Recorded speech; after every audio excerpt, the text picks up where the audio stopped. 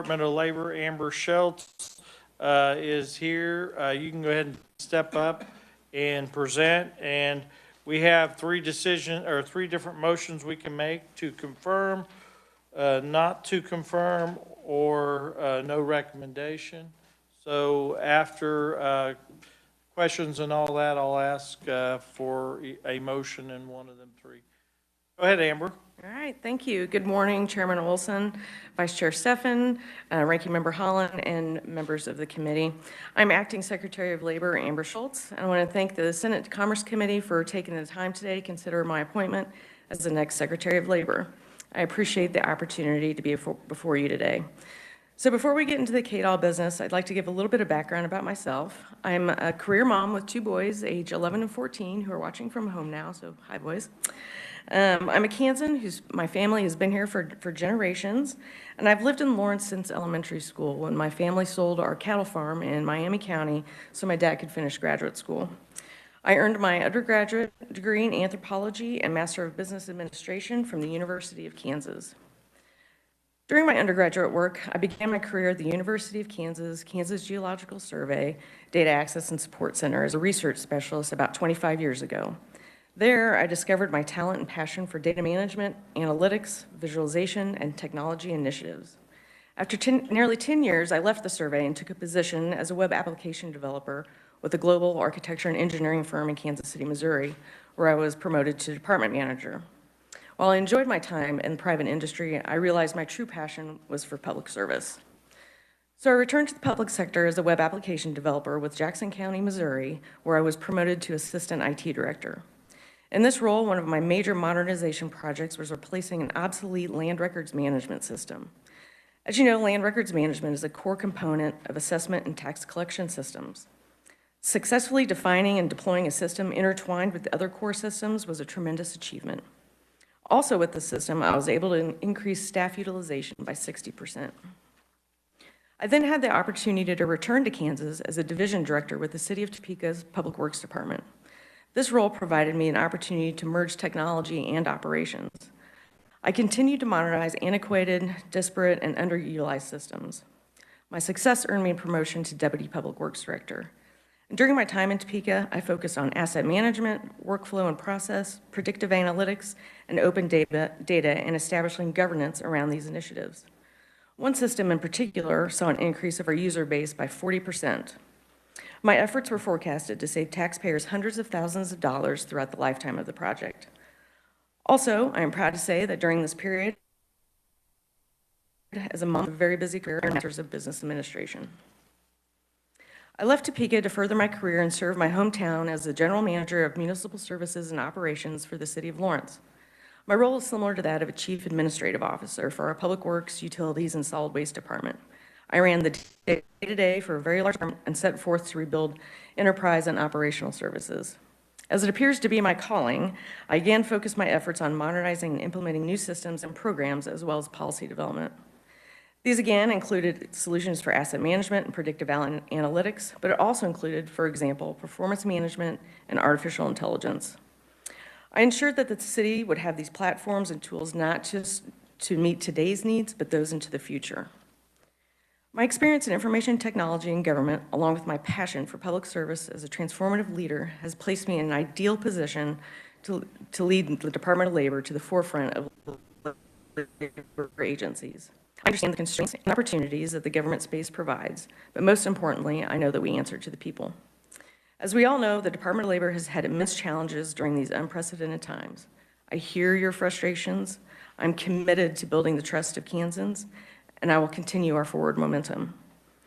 My vision for labor is this: continue with our efforts to stabilize the current state, focus on a strategy for future state, and secure success by engaging stakeholders to shape an agency that Kansans deserve.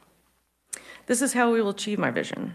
The primary objective is and will remain to be to pay legitimate claimants. As you've seen over the past few weeks, we have successfully paid claimants that were waiting on federal extensions. And yes, we still have many claimants who must be reviewed, but the universe is shrinking rapidly. Additionally, I'm happy to report that the development and the deployment of the new federal extensions was ahead of schedule, which means no gaps in benefits for the majority of claimants. The next objective I want to discuss is customer service, and this isn't lip service. I want you to know I care. I am empathetic to Kansas struggling. I hear your frustrations of the legislature and employer community. I'm committed to being transparent with all of our stakeholders. And as you saw just a few weeks ago, we migrated our systems to the cloud. With this new capacity, we are adding hundreds of staff and identifying efficiencies to speed up communication with you, the claimants, and our employer community. Next, we are committed to stabilizing our archaic system while decreasing fraud concurrently. I know that you've all seen that fraud is an unprecedented national issue. In fact, just yesterday, the NGA and NASWA called on the U.S. Department of Labor to create a fraud task force. These systems, these bad actors are utilizing are sophisticated, far-reaching, and causing havoc within every single state. You've probably even seen recently that they've been as bold as to make fake labor agency Facebook and Twitter accounts to imposter as our customer service representatives and fish for personally identifiable information under a guise of assisting them. My fundamental priority is our future state. Yesterday, we saw how this agency and stakeholders can come together to explore and agree on common solutions. In the spirit, I look forward to working with the legislature, the business community, and our workers to bring a long overdue modernization effort to our unemployment system and giving Kansas the level of service that they deserve from this agency. If there's any silver lining to us not yet having a modernized system, is that we can gain insight from lessons learned and best practices from other states who have modernized. I look forward to conducting information exchanges, robust collaboration efforts with all stakeholders and subject matter experts. Working diligently in this fashion to define appropriate requirements will ensure our modernized foundation will again meet today's needs, but those into the future. As I close my remarks, I look forward to the opportunity to work on behalf of the people of Kansas. I aim to always relentlessly pursue programs that enhance the lives of Kansans through creative solutions, viable foundations, and realistic visions for the future. I am eager and ready to address and overcome the challenges affecting the Kansas Department of Labor. Thank you, and I look forward to your questions. Questions? Okay, not seeing any. Do I have a motion? Senator Dahl? Thank you, Mr. Chairman. I would like to move to confirm Ms. Schultz as the next Secretary of Labor. Okay. Got a second? Any questions or comments? Okay. Oh, Senator Tyson. Thank you. I would just like clarification on the motion, whether it was favorable, neutral, or unfavorable. My understanding, there's three, you can state. No, it'd be favorable. I would, without that, yes. Sorry, Okay. I wasn't clear. My bad. Okay, any other questions? All in favor, please signify by saying aye. Aye. Against, nay? Passes, you're confirmed. Thank you, thanks for being here, and thanks for the work you've done. Thank you. I look forward to working with you all. Well, you're not. You got to go to the full Senate, yeah.